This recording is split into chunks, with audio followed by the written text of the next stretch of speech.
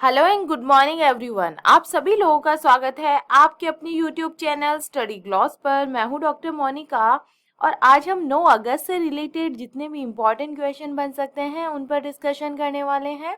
और क्वेश्चन से रिलेटेड जितने भी इम्पोर्टेंट फैक्ट होते हैं साथ में वो भी मैं आपको बताती हूँ। यह हमारा टेलीग्राम चैनल है, यहाँ पर आपको क्विज अवेलेबल हो जाएगी और इस लेक्चर की PDF भी आपको यहाँ मिल जाएगी। यह आपके लिए आज का मोटिवेशनल कोट है। नई शुरुआत इंसान को जरूर डराती है, मगर ये याद रखो सफलता मुश्किलों के पार ही नजर आती है। तो आप अपनी मेहनत को जारी रखिए, आपको सफलता जरूर मिलेगी। इसी मोटिवेशनल कोट के साथ में हम स्टार्ट करते हैं आज का सेशन। फर्स्ट क्वेश्चन है, who has become the new vice president of India? Bharat के नए उपराष्ट्रपति कौन बन गए हैं? तो इसका करेक्ट आंसर होगा, ये बन गए हैं जगदीप धनखड़ बन गए हैं।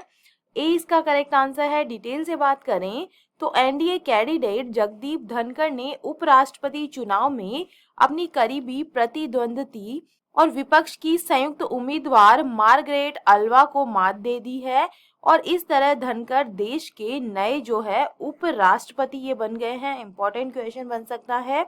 और चुनाव के अंदर एनडीए उम्मीदवार जगदीप धनखड़ को 528 वोट मिले हैं, जबकि विपक्ष की उम्मीदवार मार्गरेट अल्वा को सिर्फ 182 मत ही मिले हैं। और ये एक संयोग ही है कि जगदीप धनखड़ के उपराष्ट्रपति बनने के बाद लोकसभा स्पीकर और राज्यसभा के सभापति दोनों ही एक राज्य से है। लोकसभा और राज्यसभा के सभी सांसद, जिनमें मनोनीत सदस्य भी शामिल है, उपराष्ट्रपति चुनाव में मतदान करने के लिए ये क्या होते हैं? पात्र होते हैं। टॉप 5 नेशनल अपॉइंटमेंट्स को हम रिवाइज करें। New chairman of telecom company Vodafone Idea, तो ये बने हैं Ravindra Takkar. New director of prime minister's office, तो ये है Shweta Singh. New police commissioner of Delhi, तो ये बने हैं Sanjay Arora. New principal director general of press information bureau, तो ये बने हैं Satyendra Prakash. New ethics officer and ombudsman of board of control for cricket in India, तो ये बने हैं Vineet Saran. Second number question है, which countries team has won the title of SAFF under 20 football championship 2022? SAFF under 20 football championship 2022 का जो title है ये किस देश की टीम ने जीता है? तो इसका करेक्ट आंसर होगा, ये इंडिया ने जीत लिया है। 20 का करेक्ट आंसर है। भारत ने फाइनल मैच में बांग्लादेश को 5-2 से हराकर जो SAFF U20 फुटबॉल चैंपियनशिप है 2022 का जो टाइटल है ये अपने नाम कर लिया है। अदर अवार्ड विनर्स की हम बात करें तो जो मोस्ट गोल्स है ये किए हैं गुरकीरत सिंह ने। इंडिया की तरफ से 8 गोल्स इन्होंने किए हैं। बेस्ट जो प्लेयर रहे हैं ये भी गुरकीरत सिंह रहे हैं। और बेस्ट जो गोलकीपर है ये है सोम कुमार। और वेन्यू था भुवनेश्वर ओडिशा के अंदर ये हुआ था। फुटबॉल रिलेटेड क्वेश्चंस को हम रिवाइज करें। Where will the football tournament FIFA World Cup 2026 be held? तो ये होने वाला है अमेरिका, मैक्सिको और कनाडा के अंदर। Who has won the title of Indian super league 2021-22? तो ये जो है ये हैदराबाद फुटबॉल क्लब ने जीता है। Football tournament AFC women's Asia, which countries team has won the title of cup 2022? तो ये जो टाइटल है ये चाइना ने जीता है। Which country will host the football tournament FIFA under 17 women's world cup 2022? तो ये जो है ये इंडिया के अंदर होने वाला है। Where will the football tournament FIFA e nations cup 2022 be organize? तो जो ये है ये कोपेनहेगन डेनमार्क के अंदर ऑर्गेनाइज होने वाला है। थर्ड नंबर क्वेश्चन है, which will become the first state in India to develop one Sanskriti village in each district to promote Sanskrit language? Sanskrit भाषा को बढ़ावा देने के लिए प्रत्येक जिले में एक संस्कृत ग्राम विकसित करने वाला भारत का जो पहला राज्य है ये कौन सा बन गया है? तो ये बन गया है उत्तराखंड बन गया है। ए इसका करेक्ट आंसर होगा। उत्तराखंड सरकार ने प्रदेश के सभी 13 जिलों में एक एक संस्कृत ग्राम विकसित करने का निर्णय लिया है। यानी हर जिले में एक ऐसा गांव होगा जहां के लोग संस्कृत भाषा में ही बातचीत किया करेंगे। उत्तराखंड के जो शिक्षा मंत्री है धन सिंह रावत, इन्होंने कहा है कि इन गांवों के निवासियों को प्राचीन भारतीय भाषा को दैनिक बोलचाल में इस्तेमाल करने का प्रशिक्षण विशेषज्ञों के द्वारा दिया जाएगा और संस्कृत प्रदेश की दूसरी आधिकारिक भाषा बनाई जाएगी। संस्कृत को बढ़ावा देने के लिए इतने बड़े पैमाने पर इस प्रकार की पहल करने वाला उत्तराखंड जो है ये देश का ऐसा करने वाला पहला राज्य बन गया है।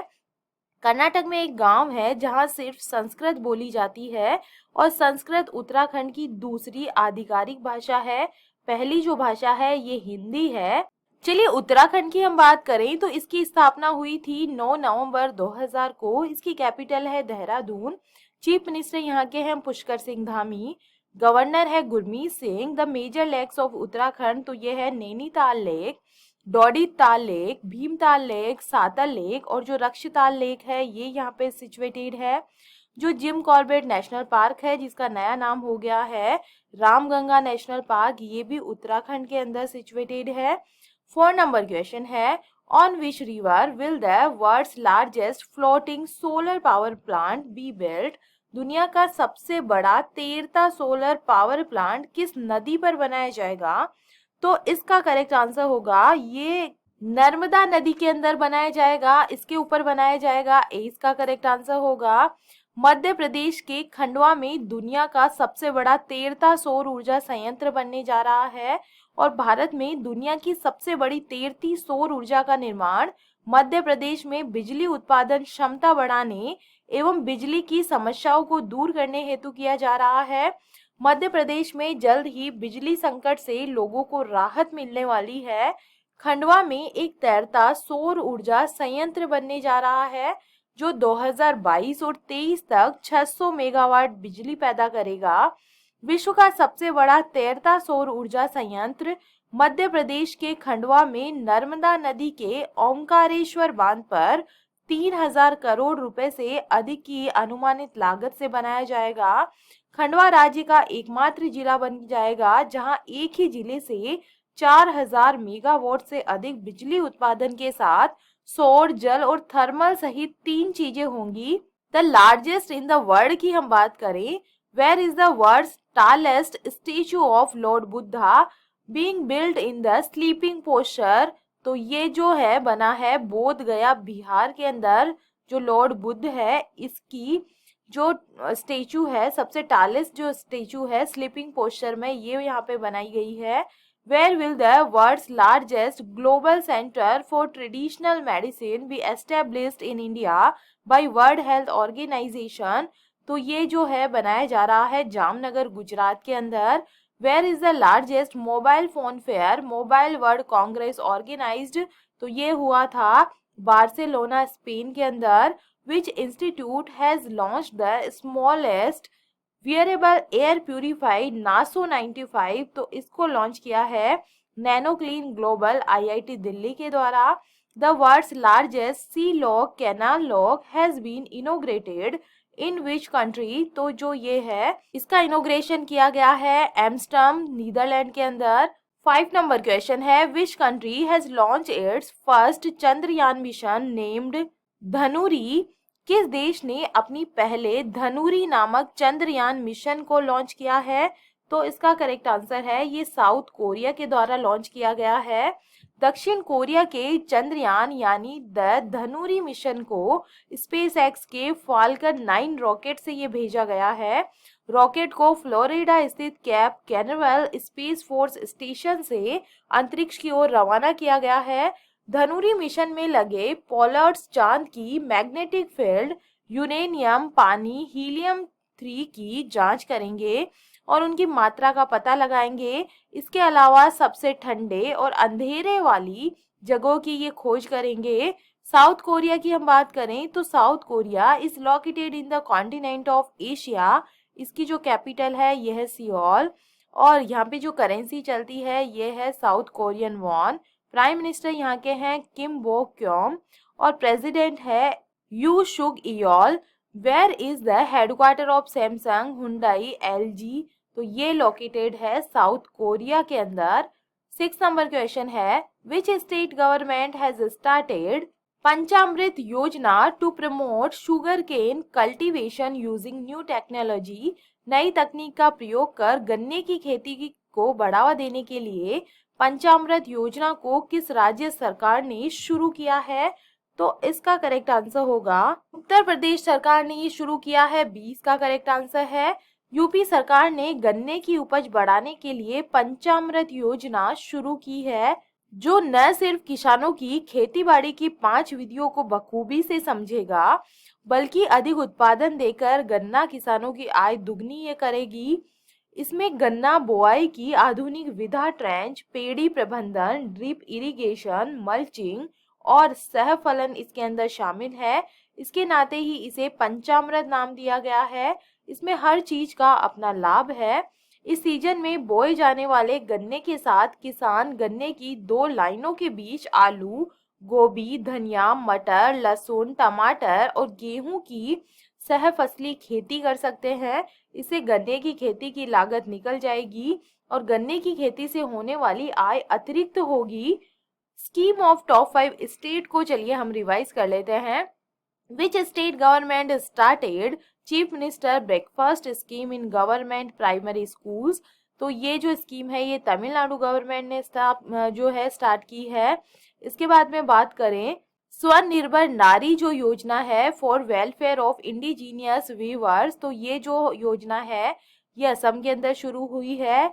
Police app and EFIR service to provide better service to citizens which state has started, तो ये उत्तराखंड ने स्टार्ट किया है।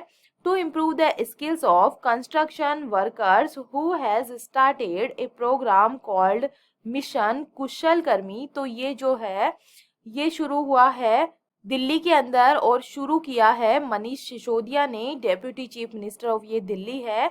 Which state government has launched a medical insurance scheme called Medisep for government employees and pensioners, तो ये जो scheme है मेडिसैप ये केरला गवर्नमेंट के द्वारा स्टार्ट की गई है। 7 नंबर क्वेश्चन है, where is the India and association of south east Asian nations ministerial meeting 2022 held. भारत और दक्षिण पूर्वी एशियाई राष्ट्रों के संगठन मंत्री स्तरीय बैठक 2022 कहाँ आयोजित ये हुई है? तो इसका करेक्ट आंसर होगा ये कंबोडिया के अंदर हुई है। इसका करेक्ट आंसर है।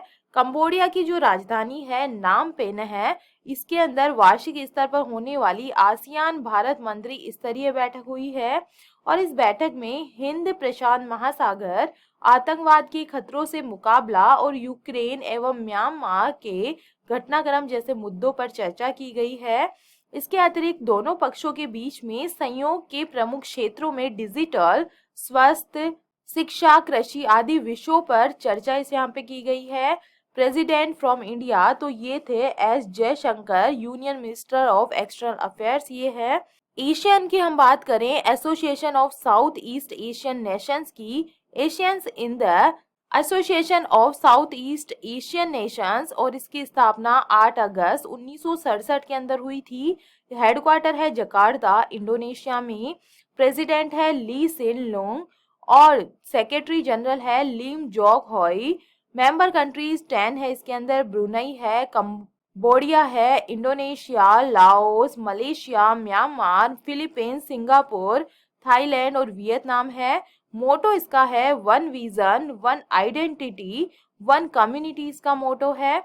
8 नंबर क्वेश्चन है, who has launched IFFCO nano urea spraying scheme for spraying nano urea in fields through drone technology. Drone तकनीक के माध्यम से खेतों में नैनो यूरिया छिड़काव के लिए इफ्को नैनो यूरिया छिड़काव योजना को किसने शुरू किया है? तो इसका करेक्ट आंसर होगा ये शुरू किया गया है भूपेंद्र पटेल के द्वारा। सी इसका करेक्ट आंसर होगा। मुख्यमंत्री भूपेंद्र पटेल ने ड्रोन में नैनो यूरिया भरने के बाद ड्रोन को ऑपरेट कर राज्य सरकार की इस ऐतिहासिक पहल की शुरुआत की है। गुजरात के गांधीनगर जिले में पहली बार ड्रोन तकनीक से खेतों में नैनो यूरिया का छिड़काव शुरू हुआ है। दुनिया में पहली बार गुजरात के गांधीनगर जिले के ईसनपुर मोटा गांव से ड्रोन तकनीक के जरिए खेतों में नैनो यूरिया के छिड़काव का शुभारंभ हुआ है। गुजरात की हम बात करें, Gujarat become the first state in the country to start Balika Panchayat. India's first road map of steel slag has been inaugurated. तो ये सूरत के अंदर इसका इनोग्रेशन किया गया है। Gujarat government has tied up with Isha Outreach for soil conservation. Gujarat has hosted the national education ministry जो conference है, इसको इन्होंने होस्ट किया है। 9 नंबर क्वेश्चन है, which two countries have been approved by the senate the upper house of the US parliament to join the NATO group. America की संसद के उच्च सदन सीनेट ने किन दो देशों को नाटो समूह में शामिल होने की मंजूरी दी है? तो ये मंजूरी मिली है स्वीडन और फिनलैंड को।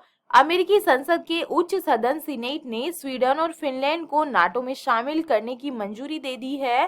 प्रस्ताव के पक्ष में जोरदार उत्साह दिखाते हुए डेमोक्रेट व रिपब्लिकन देशों ने 95 सदस्यों ने वोट किया है और विपक्ष में मात्र एक रिपब्लिकन सांसद ने वोट डाला। नाटो में फिनलैंड और स्वीडन की सदस्यता को अमेरिकी राष्ट्रपति जो बिडेन का मजबूत समर्थन प्राप्त हुआ है, जिन्होंने जुलाई में इस मुद्दे को सीनेट में विचार के लिए भेजा था। इससे पहले फ्रांस की नेशनल असेंबली ने भी प्रस्ताव को मंजूरी दे दी थी। यूक्रेन पर रूस के हमले से डरे स्वीडन और फिनलैंड ने नाटो का सदस्य बनने के लिए आवेदन किया है। नाटो की हम बात करें तो इसके जो प्रेसिडेंट है ये है जेंस स्टोलनबर्ग। नाटो नेशंस है the current member state of NATO are Albania, Belgium, Bulgaria, Canada, और ये सारे जो कंट्रीज है ये नाटो कंट्रीज के अंदर आती है। 10 नंबर क्वेश्चन है, which IIT will help NPCI in digital transaction. कौन सा आईआईटी डिजिटल लेन देन में एनपीसीआई की मदद करेगा?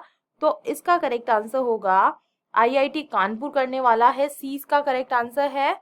Indian Institute of Technology Kanpur जो है ये National Payments Corporation of India NPPCI ने स्वदेशी डिजिटल भुगतान समाधान के विकास पर सहयोग करने के लिए एक समझौता ज्ञापन पर हस्ताक्षर इन दोनों ने किए हैं। और ये जो कोलैबोरेशन है ये एनपीसीआई और इसकी जो सहायक कंपनियां हैं इनके प्रोडक्ट्स और जो सर्विसेज है उनके लिए साइबर सिक्योरिटी कंट्रोल को एनहेंस करने के अंदर इसके अंदर हेल्प ये करेगा। और इस समझौते के तहत आईआईटी के वैज्ञानिक साइबर सुरक्षा पर एनपीसीआई कर्मियों को सलाह देंगे और आर्टिफिशियल इंटेलिजेंस, मशीन लर्निंग और सुरक्षा उत्पाद रोड मैप और डिस्ट्रीब्यूटेड लेजर टेक्नोलॉजी में नए रुझानों को ये प्रस्तुत करेंगे। समझौता ज्ञापन एनपीसीआई और जो आईआईटी कानपुर है इनको विभिन्न परियोजनाओं पर एक साथ काम करने के लिए प्रेरित करेगा। IIT Madras has launched Nilekani Kendra to promote Indian language technology. IIT Kanpur has launch the Nirman accelerator programme को इन्होंने लॉन्च किया है। और IIT Kanpur has developed a bio inspired artificial muscle for a space robot. चलिए कल के जो एमसीक्यू है उन्हें हम जल्दी से रिवाइज कर लेते हैं। फर्स्ट क्वेश्चन है, भारत के 49वें मुख्य न्यायाधीश कौन बनेंगे? तो जो नए सीजेआई है भारत के ये बनने वाले हैं उदय उमेश ललित। ए इसका करेक्ट आंसर होगा। सेकंड नंबर क्वेश्चन है, आतंकवाद के खिलाफ वर्ष 2022 में संयुक्त राष्ट्र सुरक्षा परिषद के 15 देशों के राजनयिकों की विशेष बैठक अध्यक्षता कौन सा देश करेगा? तो इसका करेक्ट आंसर है ये इंडिया करने वाला है। सी इसका करेक्ट आंसर है। थर्ड नंबर क्वेश्चन है, आर्थिक रूप से कमजोर वर्ग के छात्रों को मुफ्त शिक्षा प्रदान करने के लिए चिराग योजना को किस राज्य सरकार ने स्टार्ट किया है? तो ये हरियाणा गवर्नमेंट के द्वारा शुरू की गई है। फोर्थ नंबर क्वेश्चन है, आयकर विभाग ने 10 2.0 प्लेटफॉर्म पर अपने पेमेंट गेटवे प्लेटफॉर्म को सूचीबद्ध करने वाले भारत का ये पहला बैंक कौन सा बन गया है? तो इसका करेक्ट आंसर होगा ये फेडरल बैंक बन गया है। 5 नंबर क्वेश्चन है, भारत का जो पहला हिमालयन मसाला उद्यान है ये कहाँ पर स्थापित किया गया है? तो इसका करेक्ट आंसर होगा ये स्थापित किया गया है उत्तराखंड के रानीखेत के अंदर। 20 का करेक्ट आंसर है। 6 नंबर क्वेश्चन है, गाय गोद लेने के लिए पुण्य कोटि दत्तू योजना को शुरू करने वाला भारत का पहला राज्य कौन सा बना है? तो इसका करेक्ट आंसर है, ये बन गया है कर्नाटका। 7 नंबर क्वेश्चन है, किस भारतीय सशस्त्र बल की सर्व महिला विमान चालक दल ने पहली बार उत्तरी अरब सागर में आत्मनिर्भर होकर टोही एवं निगरानी मिशन को पूरा किया है? तो ये किया है इंडियन नेवी की महिलाओं ने, ये इसका करेक्ट आंसर है। 8 नंबर क्वेश्चन है, फॉर्च्यूनर ग्लोबल 500 लिस्ट 2022 में लगातार 90 साल कौन सी कंपनी शीर्ष पे इस पे रही है? तो ये रही है वॉलमार्ट, यूएसए इसके अंदर शीर्ष पे रही है। सेकंड पे रही है अमेजन रही है। 9 नंबर क्वेश्चन है, पूर्व भारतीय कप्तान महेंद्र सिंह धोनी की जीवनी पर लिखित do different the untold Dhoni नामक पुस्तक को किसने लिखा है? तो ये जो बुक है ये जॉय भट्टाचार्य और अमित सिन्हा के द्वारा लिखी गई है। सी इसका करेक्ट आंसर होगा। 10 नंबर क्वेश्चन है, किस प्रमुख ई कॉमर्स कंपनी ने अपने डिलीवरी सेवाओं को बढ़ावा देने के लिए भारतीय रेलवे के साथ समझौता ज्ञापन पर हस्ताक्षर किए हैं? तो ये अमेजन के द्वारा किया गया है, इसका करेक्ट आंसर होगा। और ये था कल का स्टडी ग्लॉस क्वेश्चन। किसान लोक पर्व हरेली 2022 किस राज्य में मनाया गया है? तो जो हरेली पर्व है ये छत्तीसगढ़ के अंदर बनाया गया है, ए इसका करेक्ट आंसर होगा। और ये है आप लोगों के लिए आज का study gloss question. Hungarian formula 1 grand prix 2022 का जो टाइटल है ये किसने जीत लिया है? तो इसका आंसर आप मुझे कमेंट सेक्शन में दीजिएगा। ये हमारा टेलीग्राम चैनल है, यहाँ पर आपको जो क्विज है ये अवेलेबल हो जाएगी और इस लेक्चर की पीडीएफ भी आपको यहाँ मिल जाएगी। आई होप आपको सेशन पसंद आ रहे होंगे। अगर पसंद आ रहे हैं तो इसे लाइक कीजिए, अपने दोस्तों के साथ में शेयर कीजिएगा। तो चलिए मिलते हैं हम एक नए सेशन के साथ में।